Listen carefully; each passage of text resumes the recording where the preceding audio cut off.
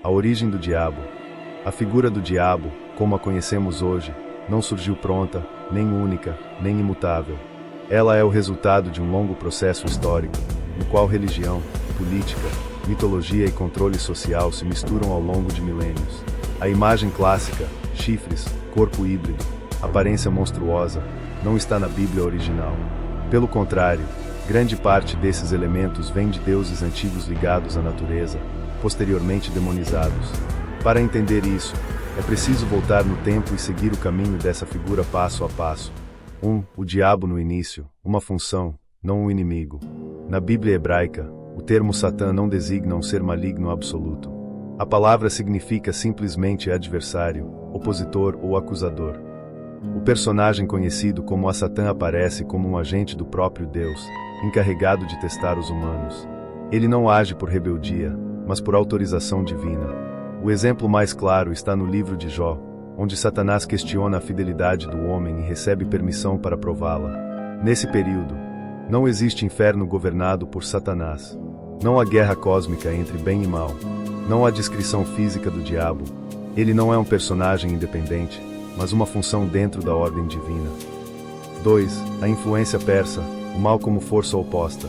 A grande transformação ocorre durante o exílio dos judeus na Babilônia, a partir do século VI a.C., quando entram em contato com o zoroastrismo persa.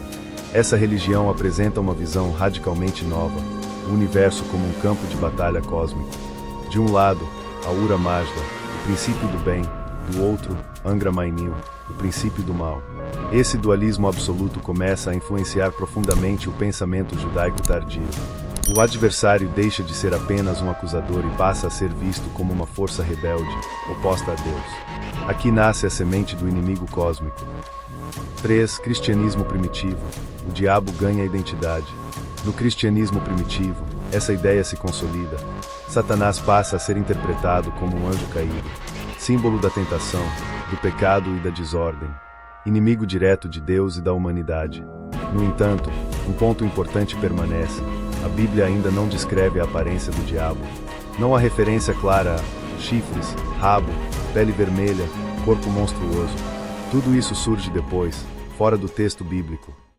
4. A verdadeira origem dos cornos. Os cornos não vêm da Bíblia. Eles vêm de cultos pagãos muito mais antigos, ligados à natureza, fertilidade e instinto. Pan, o deus que virou o demônio. Na Grécia Antiga, Pan era o deus dos bosques, da fertilidade, dos instintos, da música e do prazer. Ele era representado como metade homem, metade bode, com chifres e pernas caprinas. Pan simbolizava aquilo que era natural, livre e indomável. Com a expansão do cristianismo, Pan passa a representar exatamente o que deveria ser reprimido: desejo, prazer, corpo, caos. Sua imagem é reaproveitada e invertida. Cernunnos, o senhor dos ciclos naturais. No mundo celta, Cernunnos era o deus da natureza, dos animais, da abundância, dos ciclos da vida e da morte. Era representado com grandes chifres de cervo, símbolo de renovação, força vital, equilíbrio natural. Não havia nada de maligno nesses chifres. Pelo contrário, eles simbolizavam vida. Faunos, sátiros e o bode. Outras figuras semelhantes aparecem em várias culturas: faunos romanos, sátiros gregos, espíritos da floresta. Todos ligados a música, sexualidade, fertilidade, instinto. Os chifres, nesses contextos, representavam potência vital. 5.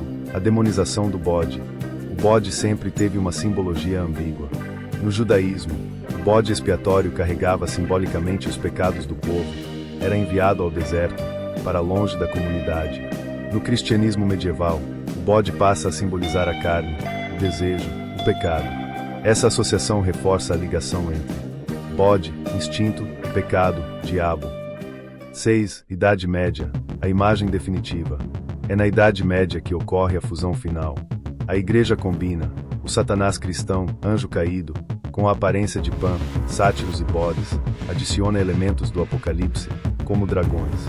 Surge então o diabo clássico: chifres, rabo, asas, garras, corpo híbrido e monstruoso. Essa imagem tinha uma função clara: assustar, controlar e catequizar populações recém-cristianizadas. Tudo que lembrava cultos antigos passa a ser rotulado como demoníaco. 7. Resumo essencial. O diabo não nasceu como entidade maligna absoluta. Os chifres não são bíblicos. Eles vêm de deuses da natureza e fertilidade. A igreja reaproveitou símbolos antigos para demonizá-los. Antes os chifres correspondiam à vida, ao poder, ao instinto.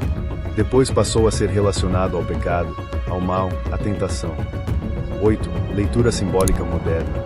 Hoje, muitos estudiosos veem o diabo como o arquétipo da sombra, Carl Jung, a parte reprimida do ser humano, o conflito entre cultura e natureza, o questionamento da autoridade absoluta. Nesse sentido, o diabo não representa apenas o mal, mas tudo aquilo que foi reprimido, negado ou temido. No fim, talvez a melhor pergunta não seja de onde vem o diabo, mas sim, o que escolhemos chamar de diabólico em nós mesmos. Não é estranho